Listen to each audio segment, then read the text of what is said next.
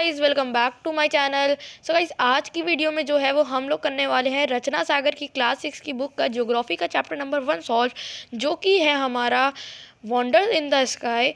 क्योंकि जो इसका पार्ट फर्स्ट था एक्सप्लेनेशन का, जिसके अंदर हम लोग ने अप्रॉक्सीमेटली हाफ चैप्टर को एक्सप्लेन किया था, उसकी वीडियो मैंने चैनल पे पहले ही अपलोड कर दी। उसकी वीडियो की लिंक आपको इस वीडियो के डिस्क्रिप्शन के नीचे देखने को मिल जाएगी, तो आप लोग प्लीज़ जाके पार्ट फर्स्ट भी देख लीजिएगा। आज हम लोग पार्ट सेकंड पढ़ेंगे, जिसके अंदर हम लोग को हाफ एक्सप्लेनेशन जो बची हुई थी उसको करेंगे। So without wasting any further due, let's get started. So start करते हैं। The moon and natural satellite, ये जो है वो हमारा क्या कहते हैं, ये हमारा पैरा है। The moon is the only natural satellite the moon is the only natural satellite of the earth which revolves around it. यानी कि जो मून जो है वो एक लौता नेचुरल सैटेलाइट है जो कि हमारे अर्थ के चारों तरफ या फिर उसके अर्थ के मतलब रिवॉल्व करता है या फिर घूमता है। It is situated at a distance of about 3,84,400 kilometre away from the earth. यानी कि जो हमारा मून है वो अर्थ से 3,84,400 किलोमीटर दूर है फ्रॉम द अर्थ। ठीक है। It is the largest and the brightest object in the night sky. ये सबसे ज़्यादा बड़ा और सबसे ज़्यादा ब्राइटेस्ट ऑब्जेक्ट होता है अंधेरे में या रात के समय पे। The moon like other satellites does not have heat and light of its own। यानी कि मून की तरह और अदर सैटेलाइट के पास उनकी ना खुद की गर्मी होती है ना खुद की लाइट होती है। It reflects the light of the sun. यानी जो हमारा मून है वो सन की जो लाइट है उसको रिफ्लेक्ट करता है। ठीक है। This reflected light reaches us in about 1.25 seconds.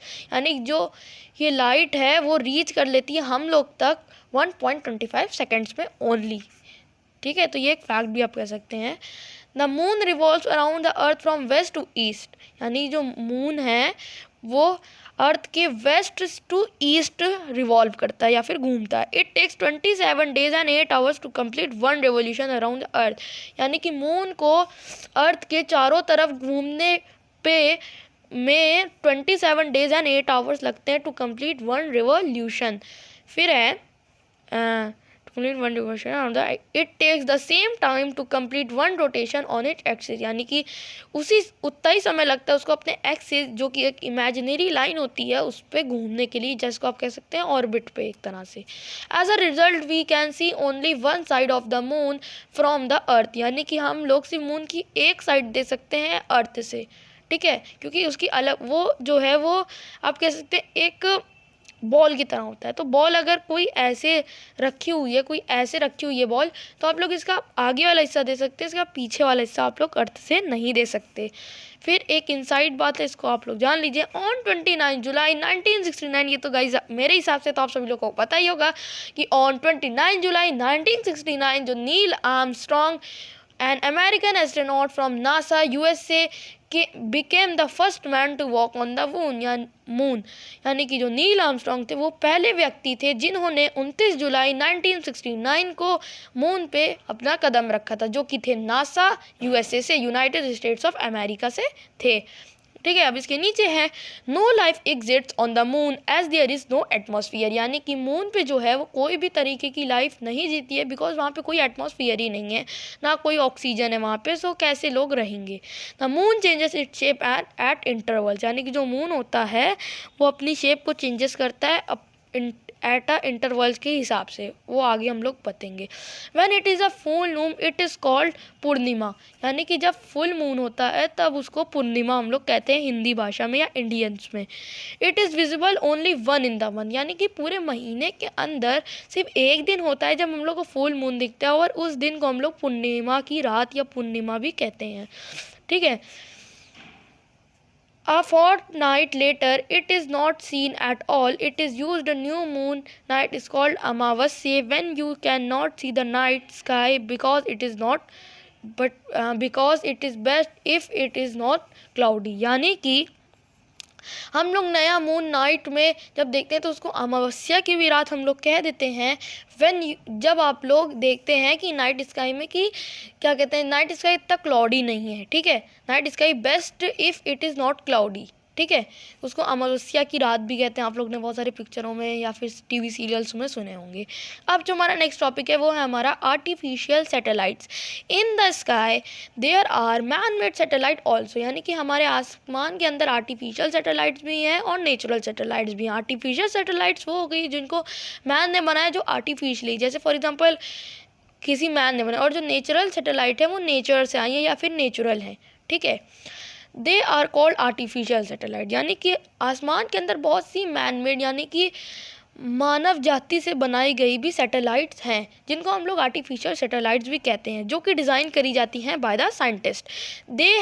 They help us to gather a variety of valuable information about the universe, यानी कि ये हम लोग को बहुत सारी एक वैरायटी ऑफ इंफॉर्मेशन देते हैं अबाउट यूनिवर्स के।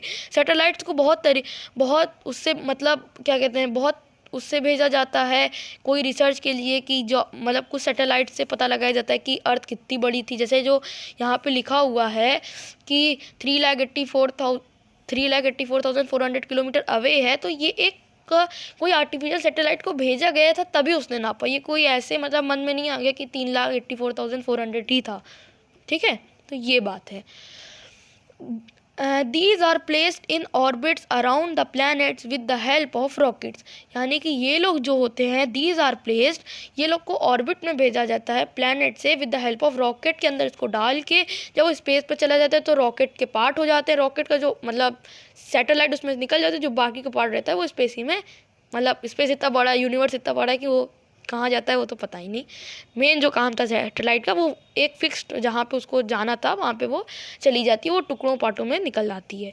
ठीक है, अब इसके अंदर एक यहाँ पे क्वेश्चन है, let's find which was the first satellite launch by India, when what it is launched. ये आप लोगों को पता है कि नहीं पता, जल्दी से बताइए। सो गाइज, जो हमारी पहली सैटेलाइट थी जो इंडिया से लॉन्च करी गई थी वो है आर्यभट्टा, और इसको लॉन्च करा गया था 19 अप्रैल 1975 को। और गाइज यहाँ पे मैंने छोटा सा एक आर्टिकल भी लिया, मैं उसको आपको पढ़ के सुना देता हूँ गूगल से। The Aryabhata spacecraft name after the famous Indian astronomer was Indian first satellite, यानी कि आर्यभट्ट पे ये सैटेलाइट को नाम दिया गया था। It was completely designed and fabricated in India and launched by Soviet Cosmos 3M rocket from Kapustin Yar on 19 अप्रैल 1975। ठीक है, तो ये एक छोटा सा था। और अगर आपसे कोई क्वेश्चन पूछे कि बताओ ये जो आर्यभट्टा सैटेलाइट थी वो किसके ऊपर गई थी, तो ये एक great Indian and famous astronomer Aryabhata के ऊपर ली गई थी, और ये 19 अप्रैल 1975 को लॉन्च की गई थी। तो इसको आप लोग नोट डाउन कर लिएगा। और इधर एक बुक के नीचे आप देख लीजिए कि एक आर्टिफिशियल सैटेलाइट की फ़ोटो बनी हुई है, तो मैं आपको दिखा देता हूँ। वैसे तो मैं सोचता हूँ कि आप लोगों के पास बुक तो होगी, अगर आपके पास नहीं है तो मैं आपको रिकमेंड करूँगा कि रचना सागर की क्लासेस की बुक आप जाके परचेस कर लें। आप नेक्स्ट पेज पर टर्न कर लेते हैं। सो गाइस, अब हम लोग यहाँ पे आ चुके हैं। ये थोड़ा भारी भरकम मैप दिख रहा है लेकिन ये है इजी, मैं आपको समझा दे रहा हूँ। इसमें ये है कि प्लैनेट के बारे में पहले, फिर दिया है कि डिस्टेंस उनका कितना है सन से, ये मिलियंस किलोमीटर में, बिकॉज वो लोग बहुत दूर रहते हैं सन से। और फिर टाइम टेकन, उनको कितना टाइम लगता है एक रिवॉल्यूशन कंप्लीट करने में, सन के टेम्परेचर उनका लगभग कितना रहता है, और सैटेलाइट्स उनके पास कितनी हैं खुद की, इसमें नेचुरल भी हो सकती हैं और नेचुरल उनकी हम लोग देखेंगे। आर्टिफिशियल सैटेलाइट तो भेजी जाती है, नेचुरल सैटेलाइट उनके पास कितनी है, 1 है 2 है कितनी है वो देखेंगे। तो हमारा सबसे पहला प्लैनेट है वो है मरकरी। तो मरकरी का जो है 58 मिलियन किलोमीटर सन से वो दूर है, उसको 88 डेज लगते हैं 1 रिवॉल्यूशन को पूरा करने में। टेम्परेचर उसका 350 डिग्री डे में रहता है और -170 डिग्री नाइट टेम्परेचर रहता है, और सैटेलाइट उसके पास एक भी नहीं है खुद की। वीनस को 108 मिलियन किलोमीटर सन से दूर है, 225 डेज लगते हैं 1 रिवॉल्यूशन कंप्लीट करने में, 480 डिग्री सेल्सियस इसका टेम्परेचर है। गाइस, आप लोगों के मन में एक प्रश्न होगा कि अच्छा ये बताइए भैया या सर या जो भी आप बोलें, वैसे आप मुझको भैया ही बोला करिए, तो ये बताइए कि मरकरी जो है वो सबसे पहले प्लैनेट है सन के, मतलब सबसे पास है, लेकिन उसका टेम्परेचर जो है वो 350 डिग्री है, लेकिन जो वीनस उसका 480 डिग्री क्यों है? इसलिए है क्योंकि जो हमारा मरकरी है उसके पास खुद का एटमॉस्फेयर नहीं है। तो जब उसके पास एटमॉस्फेयर नहीं होता है तो वो गर्म हवा लेता तो है, गर्मी उसमें आती तो है, लेकिन वो रह नहीं पाती ज़्यादा समय तक, वो चली जाती है। लेकिन वीनस के पास अपना खुद का एटमॉस्फेयर है, भले उसके पास ऑक्सीजन नहीं है लेकिन और उसके पास गैसेस हैं जैसे कार्बन डाइऑक्साइड, सल्फर डाइऑक्साइड, ये सब उसके पास हैं। तो वो जो सन की हीट को लेता है वो ग्रैब कर लेता है, इसलिए वीनस को हम लोग सबसे ब्राइटेस्ट प्लैनेट भी कहते हैं उसको। और सबसे ज़्यादा वो जो सन से जो भी हीट निकलती है, जो भी लाइट, वो सबसे ज़्यादा ग्रैब करता है, इसलिए उसका जो टेम्परेचर है वो सबसे ज़्यादा रहता है। तो ये इसको आप लोग प्लस पॉइंट में रखिएगा। और इसके पास भी अपनी खुद की कोई सैटेलाइट नहीं है।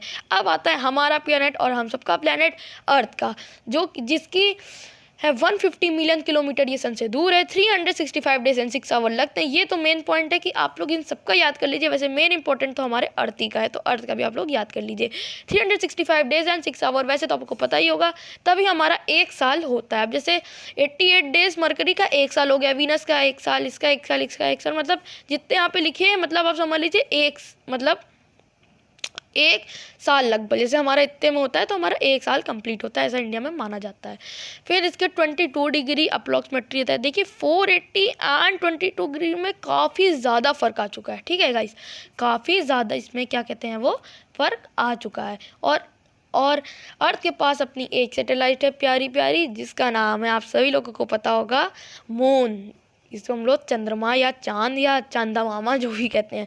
फिर है हमारा मार्स, वो है 228 किलोमीटर अवे फ्रॉम द सन और 687 डेज लगते हैं उसको 1 रिवॉल्यूशन कंप्लीट करने में। -23 डिग्री इसका टेम्परेचर है। माइनस में मतलब ये ठंडी में आ जाएगा। जितने दूर हो जाता है टेम्परेचर उतने घटते चले जाते हैं। आप जैसे देख सकते हैं नेपच्यून में -220 है। ऐसे जुपिटर का 778 मिलियन किलोमीटर दूर है।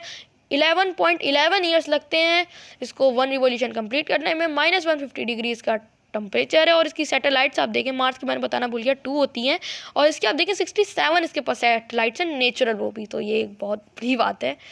फिर उसके बाद और इन सब प्लैनेट्स में सबसे ज़्यादा जो सैटेलाइट है वो जुपिटर ही के पास है, नेचुरल सैटेलाइट। तो अगर ये कहीं क्वेश्चन आए which planet has the highest number of satellite, natural satellite, तो आप लोग उसमें लिखिएगा जुपिटर। बिकॉज यहाँ देखिए 67, 62, 27, 14, तो 6 सबसे बड़ा नंबर है। मैं मैथ भी पढ़ाता हूँ, आप लोग मैथ की भी वीडियोज़ देखिएगा प्लीज़। तो यहाँ पर इसका है सैटर्न है। अब इसको 14 इसका हो गया 1427 मिलियन किलोमीटर ये दूर है। 29.5 ईयर्स लगता है। -180 डिग्री टेम्परेचर है। 62 नेचुरल सैटेलाइट्स हैं। यूरेनस को 2869 मिलियन किलोमीटर ये दूर है। 84 ईयर्स लगते हैं 1 रिवॉल्यूशन कंप्लीट करने में। एंड -210 इसका टेम्परेचर है और 27 सैटेलाइट्स हैं। नेपच्यून का आप देखिए बहुत मस्त है यार, मैं तो इसका देख के हंसी थोड़ी सी आ जाती है। ये 4496 मिलियन किलोमीटर दूर है, क्या कहते हैं, सन से। 165 ईयर्स, 165 साल लगते हैं एक रिवॉल्यूशन कंप्लीट करने में। फिर -250 इसका टेम्परेचर है और 14 इसके पास नेचुरल सैटेलाइट्स है। अब आते हैं हम लोग अदर सेलेस्टियल बॉडी वाली टॉपिक पे। Apart from stars, planet, satellites, there are numerous and numerous other tiny satellite bodies which revolves around the sun. They are dwarf planet, asteroid, meteoroids and comets. यानी कि apart from satellite मतलब बहुत सारी celestial bodies होती हैं universe में, हमारी सेलेस्टाइज body है। अगर हम लोग स्टार को एक समय के लिए छोड़ दें, प्लैनेट को छोड़ दें, सैटेलाइट को छोड़ दें, सन को छोड़ दें, तो बहुत सारी ऐसी सेलेस्टियल बॉडीज़ भी हैं जो कि सन के चारों ओर घूमती हैं। ठीक है, जैसे उसमें से कुछ हैं the dwarf planet, asteroid, meteoroids and comets. ठीक है, which are revolve around the sun. ठीक है, तो सबसे पहले हम लोग पढ़ेंगे ड्वार्फ प्लैनेट क्या होता है। These are much smaller spherical bodies that orbit the sun. Some of that planets are Pluto, Ceres and Eris. यानी कि ये जो ड्वार्फ प्लैनेट्स एक स्मॉलर स्पेरिकल बॉडीज़ होती हैं दैट ऑर्बिट द सन, मतलब ये सन के भी चारों तरफ इनकी भी एक ऑर्बिट, इनकी कोई फिक्स ऑर्बिट नहीं होती है, बट ये भी जैसे और प्लैनेट्स घूमते हैं वैसे, तो इनको ड्वार्फ प्लैनेट्स का नाम दिया। ये लोग बहुत ही छोटे होते हैं, मच स्मॉलर होते हैं। Some of the example of dwarf planets are Pluto, Ceres and Eris. अब हम लोग पढ़ेंगे एस्ट्रॉइड के बारे में। गाइस एस्ट्रॉइड्स के बारे में आपको पता होगा, एस्ट्रॉइड, मेट्रॉइड्स, इन्हीं लोग ने हमारे जो अर्थ से वो डायनासोर को ख़त्म करा था। इसकी मिस्ट्री बहुत बड़ी है, मैं इसको आपको कभी अगली वीडियो में भी आपको मैं समझाऊंगा। कोई और वीडियो में इसको समझे जाएगा हम लोग कि डायनासोर का अंत कैसे ख़त्म हुआ, वो सब बात की बात है। अभी इधर हम लोग पढ़ते हैं asteroid. Numerous tiny bodies which revolve around the sun between the orbits of Mars and Jupiter are called asteroids. यानी कि एस्ट्रॉइड जो हैं वो मार्स और जुपिटर के बीच में रहते हैं। ठीक है। लेकिन एक फैक्ट आपकी मैं बात बताऊँ, ये एक अलग से मैं आपको बता रहा हूँ, ये चैप्टर में नहीं है, कि देखिए मार्स, जैसे मान लीजिए ये हमारा मार्स है, ठीक है, ये हमारा जैसे मान लीजिए ये हमारा अर्थ है, ये मार्स है और ये जुपिटर है। तो ये यहाँ पे रहती हैं एस्ट्रॉइड। तो एस्ट्रॉइड जो है ना वो गिरते हैं प्लैनेट्स के ऊपर। तो मार्स जो है वो चालाक आदमी है, मैं ऐसे एग्जांपल ले रहा हूँ, वो चालाक आदमी वो आगे खिसक जाता है, तो फिर जो एस्ट्रॉइड्स होते हैं या मेट्रॉइड्स होते हैं वो सारे जो है वो अर्थ की तरफ गिरने लगते हैं। वैसे ये प्लूटो सीरीज हैं, तभी मैं आपको एग्जांपल की बताता हूँ, सारे गिरने लगते हैं। इसी थ्योरी पे बेस हुई थी हमारी जो डायनासोर खत्म हुए, तो उसी पे वो मैं इस पर वीडियो पक्का बनाने की कोशिश करूँगा। आप लोग कमेंट बॉक्स में प्लीज़ बताइएगा कब तक आ जाएगी वीडियो, जल्द से जल्द मैं बनाऊँगा। तो इसी पे वो ख़त्म हुआ था। Numerous tiny bodies which revolves around the sun between the orbits of Mars and Jupiter are called asteroids। ठीक है, उनको एस्ट्रॉइड्स कहते हैं, जो उनके बीच में रहते हैं। Scientists believe that they are fragment of the planet which exploded a long time ago। यानी कि साइंटिस्ट ये बिलीव करते हैं कि बहुत सालों पहले, और ये सही भी बात है, जब डायनासोर, मैं बार बार डायनासोर ले आ रहा हूँ, साइंटिस्ट ये बिलीव करते हैं कि बहुत साल पहले हमारे प्लैनेट पे एक्सप्लोडेड करे थे, बहुत साल पहले ये एस्ट्रॉइड्स। ठीक है, अब पढ़ेंगे मेट्रॉइड्स के बारे में। ठीक है, मेट्रॉइड्स। तो अब हम लोग यहाँ आ गए मेट्रॉइड्स पे। Meteoroids small pieces of rocks and dust moving around the sun are called meteoroids. यानी स्मॉल पीसेस ऑफ पत्थरों को या धूल को जो सन के मूव अराउंड करते हैं, उनको हम लोग मेट्रॉइड्स का नाम दिए हैं, मेट्रॉइड्स कहते हैं। As they come near the earth, they start burning due to dense atmosphere and subsequent friction posed by it। यानी कि जो मेट्रॉइड्स होते हैं वो जब धरती के पास, अब देखिए ये हमारी अर्थ है, जब ये अर्थ के पास आने लगते हैं, देखिए मेट्रॉइड्स के अंदर दो होते हैं, एक होता है मेटोर, एक होता है मेट्रॉइड। जब वो धरती के अंदर जब तक वो आसमान में रहते हैं और जलते हुए आते हैं तो उनको हम लोग मेटर कहते हैं, लेकिन जब वो धरती में गिर जाते हैं तो हम लोग उनको मेट्रॉइड्स का नाम देते हैं। एक ऐसा ही मेट्रॉइड्स पाया गया था बिहार के अंदर, तो उनके जो चीफ मिनिस्टर थे बिहार के, तो उन्होंने उसको म्यूज़ियम में रखवा दिया। आप लोग उसकी वीडियो जाके देख सकते हैं, मैं आपको कोई लिंक नहीं दे रहा हूँ, आप लोग यूट्यूब पे सर्च करिएगा, हो सकता है आ जाए या मिल जाए आपको। तो वो हुआ था। तो दो टाइप से होते हैं मेट्रोर, एक होता है मेट्रोर और एक होता है मेट्रॉइड्स। जब गिर जाता है तो मेट्रॉइड्स कहते हैं, और जब आसमान में रहता है हम लोग देखते हैं कि देखो इतना वो है, तो वो मेटोर होता है। ये बहुत सारे क्या कहते हैं, ये लोग बहुत सारे आके धरती में मतलब अंदर आके एक क्रैक टाइप का बना देते हैं, जैसे आप कह सकते हैं गड्ढा खोद देते हैं। बहुत सारे मेट्रॉइड जो होते हैं वो हमारे चांद के ऊपर भी गिर जाते हैं। इसलिए आप जब चांद की सतह देखेंगे तो चांद की सतह जो होती है वो काफ़ी ज़्यादा गड्ढे उसके अंदर है। आप गूगल पे जाइएगा, सर्च करिएगा मून, तो उसकी जो सरफेस दिखाया गया था वो बहुत ज़्यादा गड्ढा, उनको आप क्रैक्स कहते हैं उसको।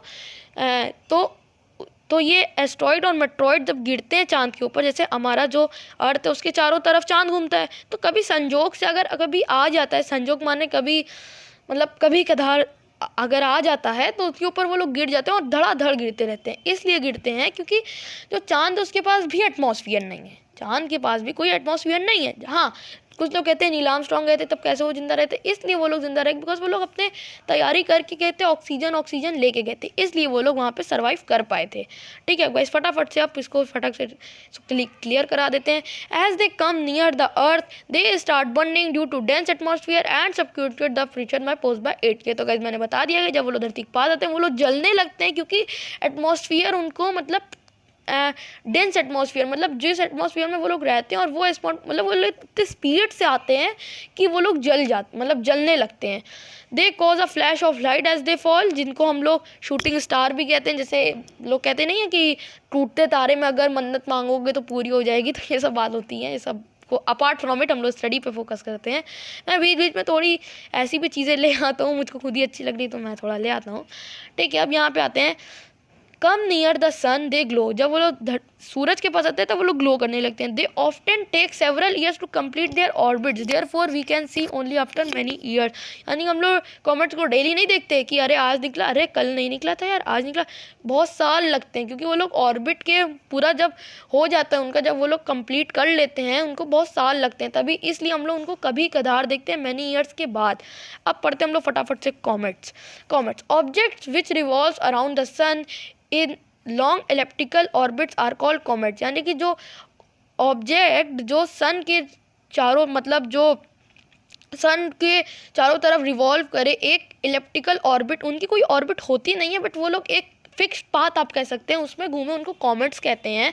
व्हेन दे सॉरी गाइस, यहाँ पे मैंने इसके बाद इसको पढ़ा दिया, तो ये ऐसे था। When they come near the sun they glow, जैसे कि मैंने बताया ये कॉमेट के आप देख सकते हैं, ये एक तरह से गिर रहा है, ये हमारे गिर रहा है। As they glow they take several years to complete their orbit, they often tame some after many years. ठीक है सो गाइस, तो यहाँ पे कुछ ऐसे था। ये इंपॉर्टेंट कुछ टर्म्स हैं, ये लोग अपनी बुक में पढ़ लिएगा। ये मैं वैसे तो समझाता नहीं हूँ, अगर आप लोग कमेंट बॉक्स में करेंगे तो अगले चैप्टर से मैं इसको भी समझाऊंगा। और आई होप कि आप लोगों को ये वीडियो अच्छी लगी हो। अगर आपको ये वीडियो अच्छी लगी तो इस वीडियो को लाइक करना ना भूलें, चैनल पर नया है तो चैनल को ज़रूर सब्सक्राइब करें, और हाँ, इस वीडियो को ज़्यादा से ज़्यादा शेयर करें। अगर आपके कोई दोस्त या आप खुद क्लास 6 में हैं, या आपका कोई दोस्त, या फिर आप लोग अपने पूरे क्लास 6 के पूरे ग्रुप में इसको शेयर करें, जो लोग रचना सागर की बुक पढ़ रहे हैं या फिर नहीं भी पढ़ रहे हैं, तो तब भी ये बेसिक चीज़ें बहुत ज़रूरी है। और आई होप कि आप लोगों को वीडियो अच्छी लगी हो। लाइक कर दें, शेयर कर दें, सब्सक्राइब कर दें हमारे चैनल को, थोड़ा सा हम लोग को सपोर्ट दिखा दें, और कमेंट बॉक्स में ये ज़रूर बताएं कि मेरी वीडियो में क्या क्या कमी है, मैं उसको सुधारने की ज़रूर कोशिश करूँगा। और ये भी बताएं कि मुझको किन किन चीज़ों पे वीडियोस बनानी चाहिए, और कुछ सलाह वाला हो तो आप दे सकते हैं। और सो मिलते हैं अगली वीडियो में, तब तक के लिए goodbye and thanks for watching, bye.